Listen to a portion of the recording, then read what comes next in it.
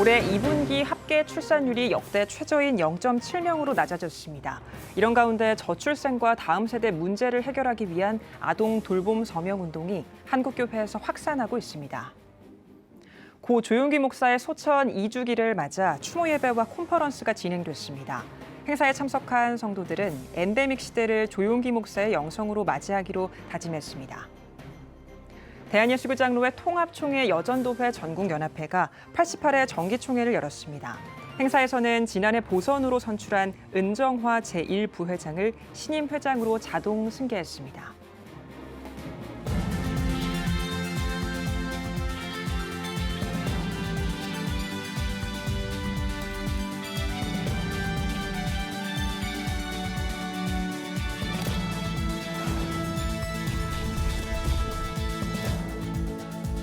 시청자 여러분 안녕하십니까? 9월 7일 CTS 뉴스입니다. 교회 시설 내 아동 돌봄 합법화를 위한 서명 운동에 한국교회의 관심이 더욱 높아지고 있습니다. 이에 적극 동참하고 있는 스웨덴 교회가 지난 주일에도 교인들을 대상으로 서명 운동을 전개했습니다. 최대진 기자가 전해드립니다.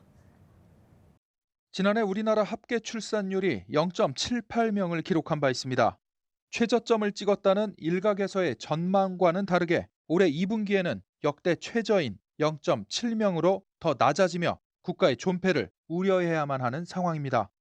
CTS 다음 세대 운동본부와 저출생대책국민운동본부는 한국교회와 함께 저출생과 다음 세대 돌봄 문제를 해결하기 위한 다각적인 노력을 기울이고 있습니다.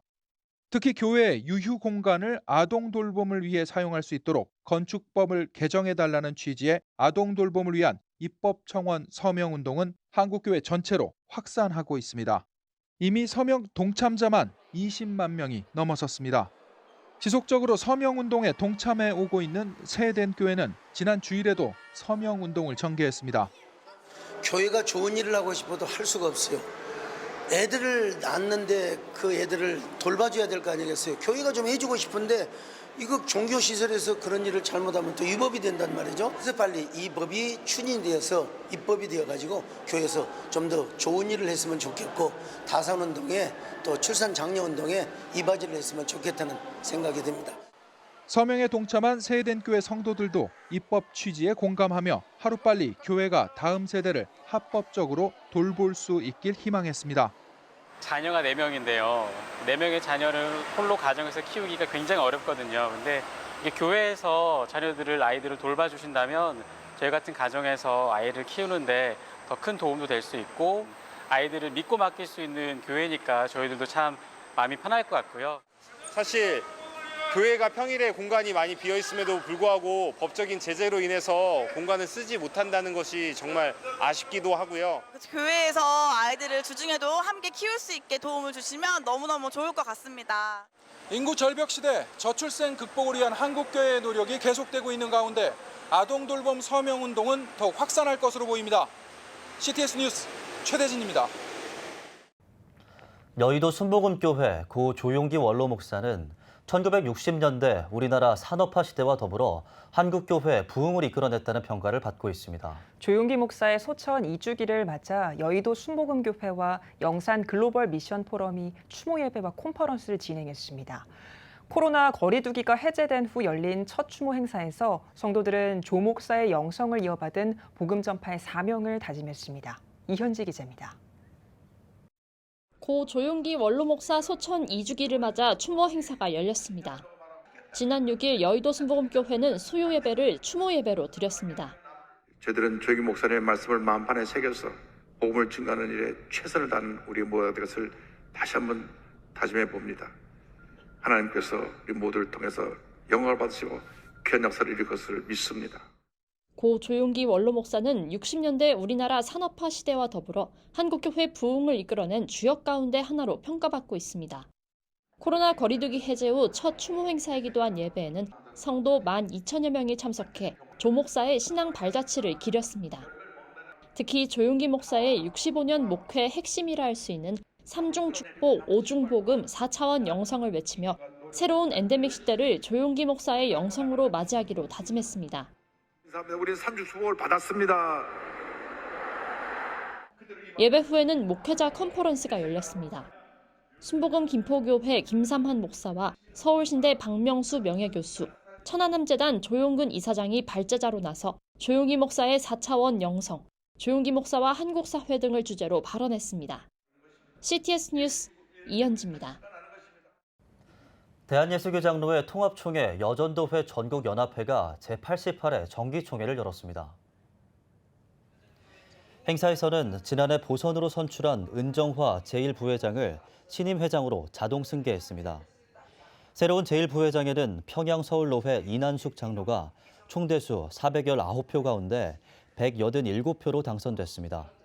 2박 3일 행사에서는 여전도회 헌장 제14조와 15조 개정안 등을 다뤘으며 여전도회 간 관련 소송 경과 등을 보고했습니다. 직전 회장인 최효녀 장로는 건물인도 청구 2심 소송에서 지난달 17일 승소했지만 상대 측에서 항고해 대법원 재판을 준비하고 있다고 밝혔습니다. 순천 세계 수석 박물관이 개관 예배를 드렸습니다. 박물관 관장인 박병선 장로 가족과 박물관 직원들이 참석한 가운데 순천 제1교회 홍성호 목사는 하나님이 지으신 자연에서 하나님의 손길을 느낄 수 있다며 수집물을 자랑하는 것이 아닌 하나님의 일하심을 널리 전하기 위해 박물관이 세워졌다고 전했습니다. 이곳이 수많은 사람들이 입장을 들면서 그 자연세계 속에 새겨져 있는 그 모든 것들을 통해서 하나님의 말씀을 들을 수 있는 자리. 순천 세계 수석 박물관은 1,500점이 넘는 진귀한 수석을 전시한 14개 주제 전시관과 100만 제곱미터 부지의 16개 주제 공원을 구성해 관람객을 맞이하고 있습니다. 오늘의 주요 단신입니다.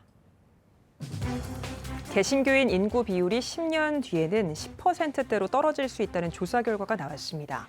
목회데이터 연구소는 개신교인 비율이 2012년에 약 22%를 정점으로 2022년에는 15%까지 추락했다며 이 추세를 반영하면 최악의 경우 10년 뒤에는 10.2%까지 감소할 수 있다고 우려했습니다. 영국 런던에서 생명을 위한 행진 행사가 열렸습니다. 행사에 참석한 참가자 약 7천 명은 살아갈 자유라는 문구가 적힌 현수막을 들고 국회의사당 광장까지 행진했습니다. 영국 생명을 위한 행진은 내년 창립 10주년을 앞두고 친생명 지지자 10,000명을 초청할 것이라고 밝혔습니다. 통일소망선교회와 거룩한 빛 운정교회가 오는 16일 통일민 초청잔치를 개최합니다. 거룩한 씨가 이 땅의 그루터기니라를 주제로 열리는 행사에는 북한 이탈 주민과 동행인들이 참여해 공연과 레크리에이션 등 다양한 순서를 진행할 예정입니다. 서울 종교교회 하늘다리 아카데미가 오는 18일부터 3일 동안 다음 세대 목회자를 위한 설교 세미나를 진행합니다. 세미나에서는 종교교회 전창희 목사와 펀처치 베델교회 박태난 목사 등이 강사로 나서 다양한 설교 방법과 실제적인 설교 경험을 전할 계획입니다. 지금까지 오늘의 주요 단신이었습니다. 여러분은 지금 CTS 뉴스를 시청하고 계십니다. CTS 부산 스튜디오입니다. 고 주기철 목사는 일제강점기 신사참배 거부운동의 대표적인 인물이자 독립운동가죠. 그의 삶과 순교 정신을 담은 오페라 뮤지컬 일사가고가 창원에서 열렸는데요. 주기철 목사의 일대기를 담은 공연 현장을 이준영 기자가 다녀왔습니다. 주기철 목사는 일제강점기의 신사참배 반대운동에 앞장선 대표적 인물이며 항일 독립운동가입니다. 그런 주 목사의 일대기를 담은 오페라 뮤지컬 일사가고가 창원 성산아트홀에서 열렸습니다. 오페라 뮤지컬 일사가고는 일제에 탄압받는 조선의 시대적 배경과 주기철 목사의 일사가고 정신을 음악과 대사로 표현했습니다. 신사를 향해 고개를 숙이겠소? 고개 한번 숙이면 그만 일하지만 나는 배반할 수 없네. 이번 공연은 창원 특례시 기독교 장로 총연합회와 항일 독립운동가 주기철 목사 순교 기념사업회가 다음 세대에게 기독교 신앙과 민족성을 심어주자는 취지로 공동 주최했습니다. 또한 창원 특례시와 지역교회 후원으로 만들어졌으며 제작진과 출연진을 주기철 목사의 고향인 창원 지역 인재들로 구성했습니다. 이로 인해 공연장에는 기관단체장과 교계 지도자, 지역 주민 등 3천여 명의 관람객이 방문했습니다. 주기철 목사님이 항일 운동도 했고 또한 신사 참배를 반대해서 기독교의 큰 문화적인 그런 유산이 될 수 있는 인물의 목사님이기 때문에 이걸 우리가 문화적으로 오페라를 만들어서 복음을 전파하고자 우리가 이렇게 시행하고 있습니다. 오페라 뮤지컬 일사가구는 주기철 목사와 오종모 사모, 주변인들의 이야기로 진행되며 그들의 이야기로 주기철 목사가 겪은 어려움과 순교 신앙을 볼 수 있습니다. 주기철 목사의 고백을 담은 가사는 기독교인에게는 신앙심을 심어주고 비기독교인에게는 나라 사랑 정신을 일깨웠습니다. 참석자들은 주기철 목사의 순교 신앙과 항일 운동을 응원하듯 출연자의 노래에 맞춰 태극기를 흔들었습니다. 오페라를 통해서 한편의 나라 사랑 설교를 듣는 같은 감동을 받았어요.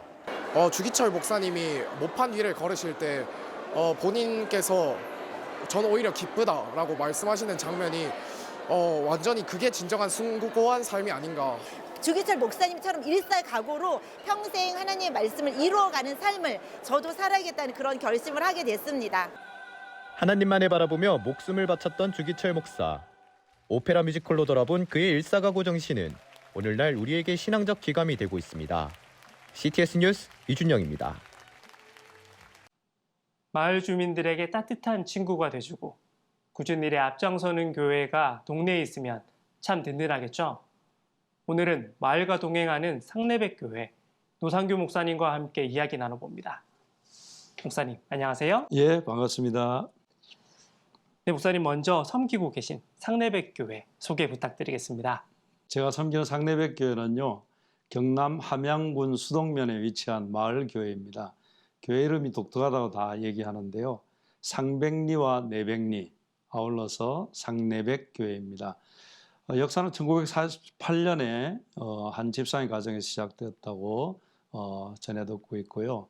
저희 교회는 41명 아이들 포함까지 이렇게 구성되어 있는데 농촌교회에서 독특하게 94세 할머니 집사님부터 뱃속에 4개월 된 아이까지 골고루 이렇게 연령층이 분포되어 있고 저희 교회 또 태국에서 시집 오신 집사님이 계시고 그다음에 인도에서 시집 온 분들 계시고 그래서 다문화 가정도 있는 이런 교회입니다. 네, 2019년 상내백교회 부임 후 마을 비상대책위원도 구성하시고 새마을 지도자까지 되셨다고 네네. 들었습니다. 이처럼 활발하게 농촌 사역을 펼치게 되신 계기가 있을까요? 네, 제가 농촌교회 섬긴 것은 이번이 처음인데요. 부임하자마자 우리 마을 주위를 살피기 시작했어요. 그래서 발견한 것이 도로라든지 교회 뒤에 있는 하천에 쓰레기가 너무 많더라고요. 그래서 저것을 좀 주워야 되겠다 해서 면사무소에 찾아가 가지고 공용 봉투를 얻어다가 제가 계속 주워내는 일들을 몇 번 반복했습니다. 그렇게 하고 우리 교회를 아름답게 꾸미는 일들을 반복하고 그러던 중에 이제 우리 마을을 관통하는 울산 함양 고속도로 공사 현장이 있는데 여기에서 많은 문제점들이 발생되는데도 불구하고 해결되지 않아서 제가 좀 나서게 되었습니다. 그래서 마을 주민들을 설득해 가지고 비상대책위원회를 구성하게 되었는데 그때 이제 저를 보고 위원장을 맡아라 이렇게 하는데 제가 사양을 하고 부위원장을 맡아 가지고 아주 체계적으로 조직적으로 이제 활동을 해서 한 달 반 만에 협상을 완료하고 지금 계속 모니터링을 하면서 마을을 지키고 있는 입장이고요.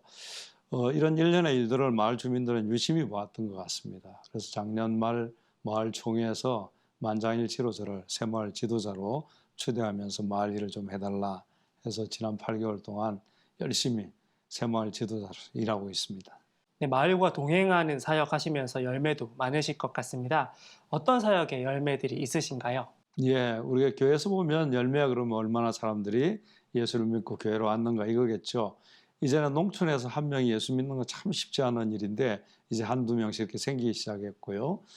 그 다음에 교회가 지역에서 이제 뿌리를 내려야 되고 좋은 반응이 있어야 되는데 전에는 굉장히 교회에 대해서 적대적인 분들도 있었는데 전부 이제는 교회를 좋아하고 그다음에 교회에 다가오고 또 저희들이 이제 마을에 다가가면서 이제 교회에 대한 반응이 굉장히 좋아졌다는 것 이제 토양이 형성되고 있다는 이게 열매일 수 있겠죠. 또 아울러서 이제 교회 리더십인 목사에 대해서도 저는 굉장히 이제 반감을 가진 분들이 많았는데 이제는 전부 유아적으로 되고 제가 하면 할아버지 할머니들이 90도 인사를 하면서 반기고 그래서 그런 것이 열매라 생각합니다. 네, 마을을 비추는 교회가 되어가고 있는 것 같습니다. 마지막으로 사역 계획과 기도 제목이 있다면 함께 나눠주십시오.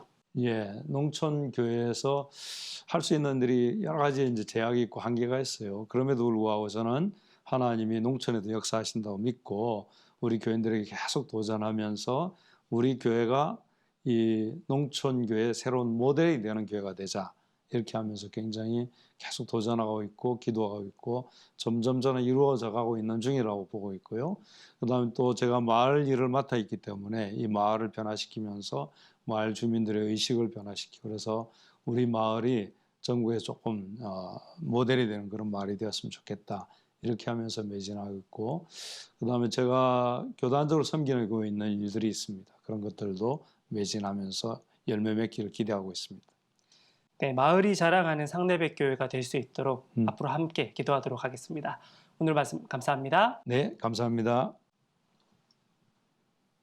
다음은 부울경 단신 뉴스입니다. 대한예수교장로회 합동총회가 5일 남부산교회에서 108회 총회 임원 총무 후보 영남지역 정견 발표회를 진행했습니다. 108회 총회장 후보 오정호 목사는 품격 있는 명품 총회를 만들기 위해 전력을 다할 것이라고 강조했습니다. 목사 부총회장 후보 기호 1번 남태선 목사는 화합을 통한 안정적 성장과 개혁주의 신학의 정체성을 지키는 총회를 만들 것이라고 말했고 기호 2번 김종영 목사는 깨끗한 총회, 교회와 동행하는 총회를 만들 것이라고 포부를 밝혔습니다. 이어 장로 부총회장 후보 김영구 장로와 서기 총무 등 임원 후보의 정견 발표도 진행됐습니다. 1934년 창립 후 일제강점기에 폐쇄되었다가 1973년 재흥한 울산 성결교회가 재흥 50주년을 맞이해 CTS 나도 영상 선교사 찬양 집회를 개최했습니다. 이제 올해 50주년을 맞이했습니다. 모든 것이 하나님의 은혜입니다. 너무 감사합니다. 더불어 CTS와 함께 또 지미선 찬양사역자님을 초청해서 찬양 집회를 가지니까 더 하나님의 은혜가 넘치네요. 앞으로 우리 교회는 50년 이후 곧 100년을 바라보면서 믿음을 가지고 복음을 전파하는 데 최선을 다할 것입니다. 집회에서 찬양사역자 지미선 선교사가 뜨거운 찬양과 간증으로 은혜를 나눴으며 이어 CTS 울산방송 문희선 지사장이 나서 보내는 선교사로서의 사명을 가지고 CTS 영상선교에 동역해 줄 것을 권면했습니다. 경남 성시와 운동본부가 제720출에 열린 조찬기도회를 열었습니다. 예배에서 경남 성시와 고문 최탁원 감독은 도구는 대장장이의 망치질로 주인에게 맞는 도구로 태어난다라며 우리도 하나님의 훈련 안에서 귀한 하나님의 도구로 만들어지길 바란다고 전했습니다. 이어 기도회에서 참석자들은 차별금지법 제정 반대와 복음 통일, 세계 선교를 위해 기도했습니다. 한편 경남 성시와 운동본부는 15년간 매주 나라와 민족, 경남의 복음화를 위해 기도해 오고 있습니다. 지금까지 각 지역별 단신 전해드렸습니다. CTS 부산 스튜디오였습니다.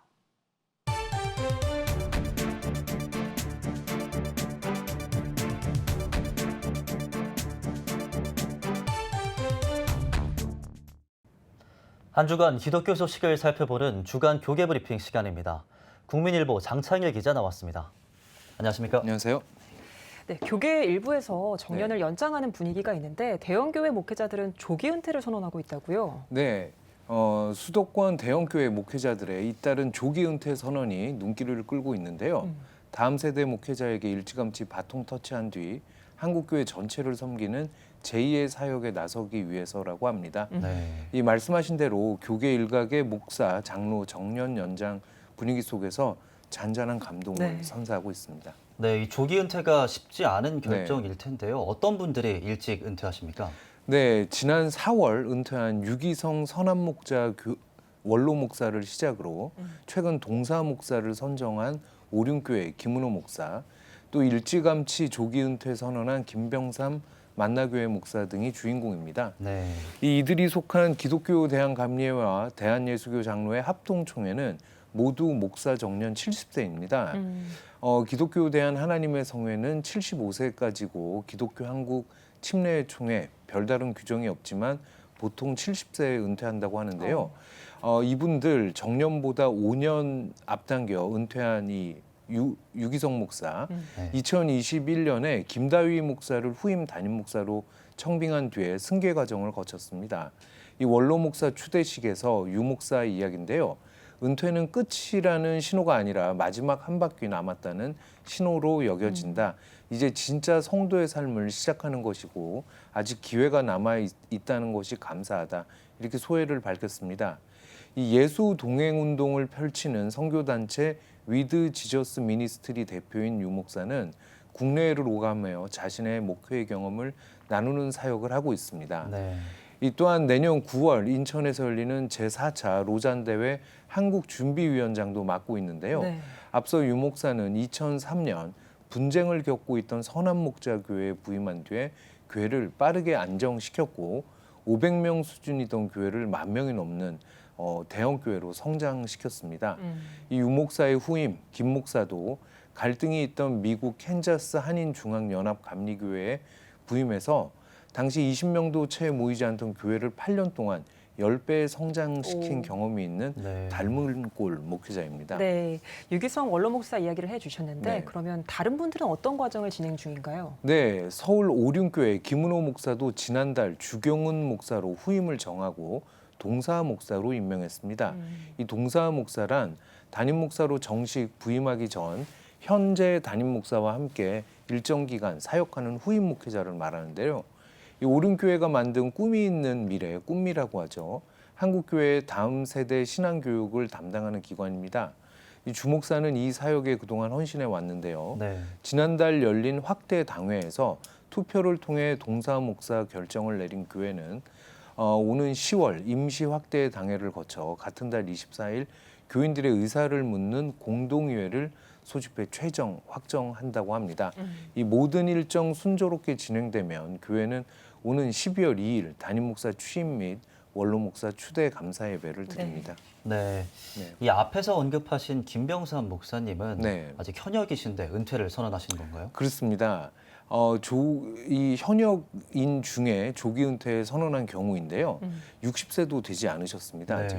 이 은퇴 후에도 현재 진행하는 유산 기부 운동을 이어갈 계획인 김 목사는 교회가 자신의 은퇴 후 사택용으로 마련한 경기도 성남 분당구의 아파트를 미리 유산으로 기부하고 싶다는 뜻도 밝혔습니다. 이 김 목사 최근 제가 있는 국민일보와 대담 가졌는데요. 은퇴의 나이를 못 박지는 않았지만 교단이 정한 것보다 조금 일찍 은퇴하고 싶고 교회에 가장 도움이 될 은퇴 시점을 생각해야 해서 아직 나이를 확정하지는 않았다. 유산 나눔 운동 확산에 기여하고 싶다 이런 뜻을 밝혔습니다. 네, 그렇군요. 조기 은퇴로 한국교회 전체를 섬기겠다는 목회자들의 제2의 사역도 기대가 됩니다. 장찬일 기자 잘 들었습니다.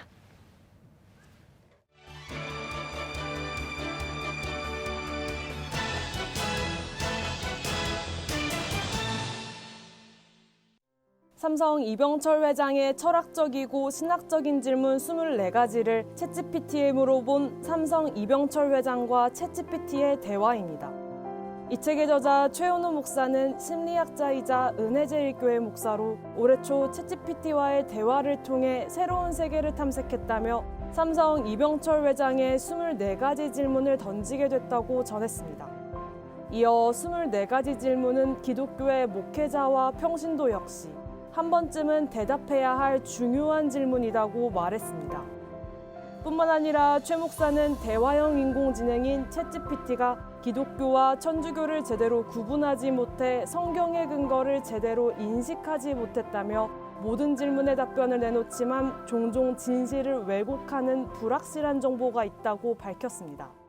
챗GPT는 하는 사람에 따라 가지고 약이 될 수도 있고 독이 될 수도 있습니다. 그것을 우리가 그대로 100% 신뢰할 수도 없을 뿐만 아니라 그것을 다시 검증하는 과정도 거쳐야 되는 문제가 있죠. 이 과정에서 최 목사는 챗GPT가 학습과 동시에 대화 상대를 교육하려는 역할을 한다고 전했습니다. 우리가 종교에 대한 생각은 다 다르기도 하지만 질문에 대해 갖고 답도 다양한 답이 나올 수밖에 없습니다. 그러나 하나님의 말씀은요, 정답입니다. 이 답의 본질이 어디에 있느냐? 하나님의 말씀인 성경에 다 있다라는 겁니다. 그래서 성경을 바른 성경, 바른 신앙의 토대로 삼을 수 있는 근거가 되었으면 좋겠다라고 저는 생각합니다. 최 목사는 이 책을 쓰며 과정에서 얻는 통찰이 중요하다는 사실을 깨달았다며 저자가 노력한 결과로 독자들이 문제를 해결하는 데 도움이 되길 바란다고 전했습니다. 주 안에서 항상 기뻐하라는 바울의 메시지를 담은 책, 신앙의 기쁨이 있기를입니다. 이 책은 빌립보 교회 성도들에게 환난 가운데 기쁨이라는 메시지를 전달하며 하나님의 선한 일을 기대한 사도 바울의 빌립보서를 통해 11가지 믿음의 질문을 던집니다. 저자는 여전히 힘든 시간을 보내고 있거나 예배 회복에 어려움을 가진 모든 이들에게 어떤 순간에도 하나님이 함께 하시는 은혜를 깨닫길 소망한다고 전했습니다. 지금까지 한 주간의 문화가 소식이었습니다.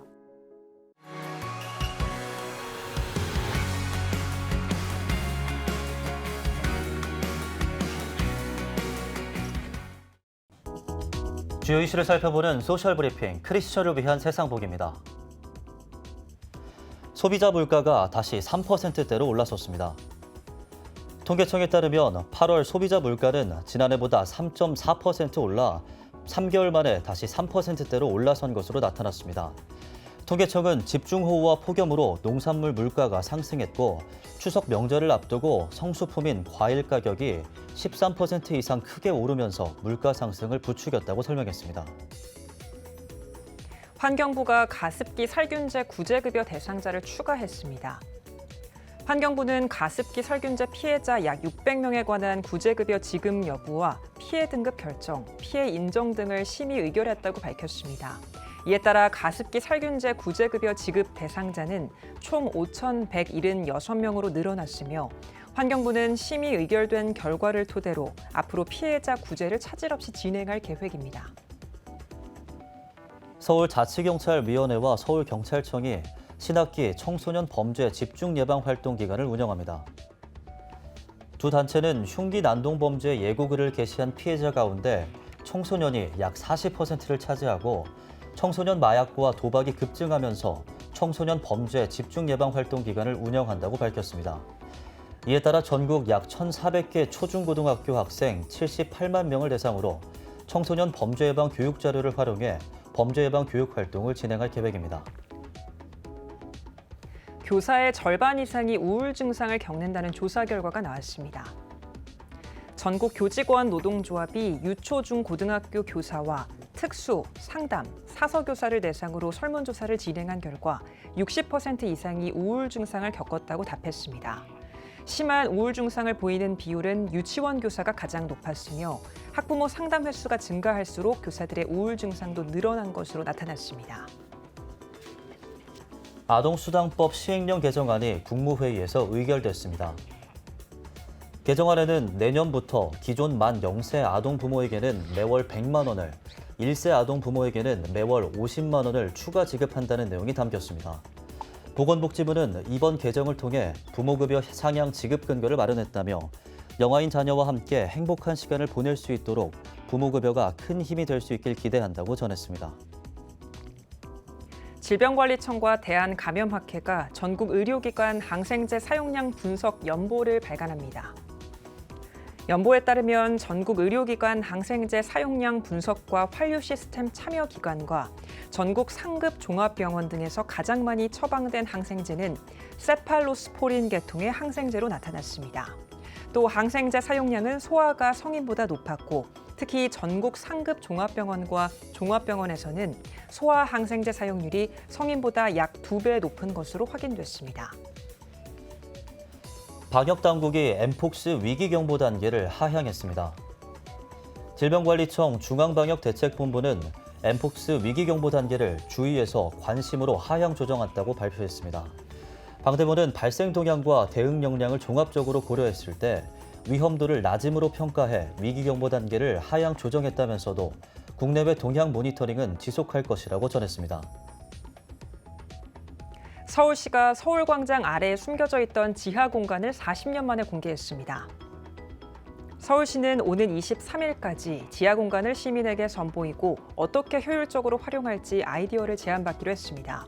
또 도심 속 지하를 시민의 라이프 스타일을 반영한 공간으로 조성해 서울의 새로운 매력 콘텐츠로 발전시키겠다고 밝혔습니다. 지금까지 소셜 브리핑 크리스천을 위한 세상보기였습니다. 예배가 살아야 교회가 삽니다. 다시 예배의 자리로 돌아갑시다. 하나님께 드리는 예배는 최고의 축복입니다. 온전한 예배를 위해서는 말씀과 기도로 나아가야 합니다. 찬양과 경배로 일어서야 합니다. 이제 다시 무릎 꿇을 때입니다. 기도 성령 운동으로 뜨겁게 일어날 때입니다. 기도할 때 가정이 회복되고 나라가 회복되는 역사가 일어날 것입니다. 하나님은 우리를 기다리고 계십니다. 본 캠페인은 백석총회와 함께합니다.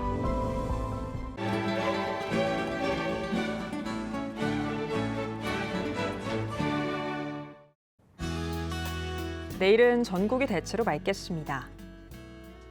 아침 최저기온은 16도에서 25도, 낮 최고기온은 25도에서 31도가 되겠습니다.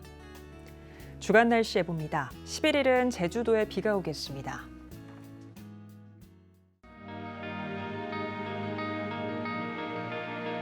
백만인 기도운동에 새롭게 참여하신 분들입니다.